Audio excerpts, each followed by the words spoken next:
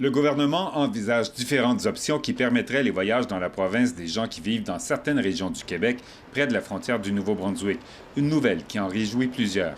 Pour nous, c'est une relation sociale, c'est une relation économique, c'est une relation de tous les jours depuis que le monde est monde. Dans le Restigouche, on souhaite que la frontière soit ouverte pour les habitants de la MRC d'Avignon, en Gaspésie, au Québec.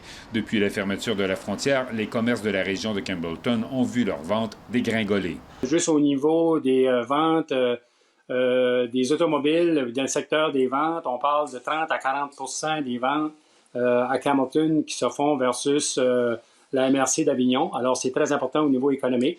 Lorsque l'ouverture de la frontière sera annoncée, tous souhaitent toutefois que des mesures soient prises pour assurer la sécurité de la population. Il y a quand même encore des gens qui sont préoccupés par rapport à une deuxième vague ou même à la présence actuelle toujours du coronavirus. Je pense que c'est raisonnable, ne serait-ce que pour les liens familiaux et habituels que nous avons avec nos voisins du Témiscouata. Ça en amène au moins une étape supplémentaire de réouverture et de rétablissement.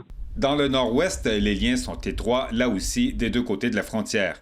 Les gens ont, au niveau familial, des amis, des familles très près de la frontière, mais nous avons aussi une autre réalité, une réalité économique. C'est quand même les gens des deux côtés de la frontière, de façon vraiment rapprochée, font des affaires quand même depuis longtemps.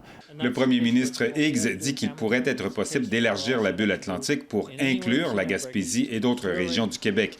Mais cela ne se fera certainement pas tout de suite. Déjà, le premier ministre de Terre-Neuve et Labrador, Dwight Ball, dit que les résidents de la Gaspésie auront toujours besoin, comme les autres Canadiens, d'une permission spéciale du gouvernement terneuvien pour entrer dans sa province. Pour l'instant, toutefois, le gouvernement du Nouveau-Brunswick n'a laissé filtrer aucun détail sur ce qui sera annoncé.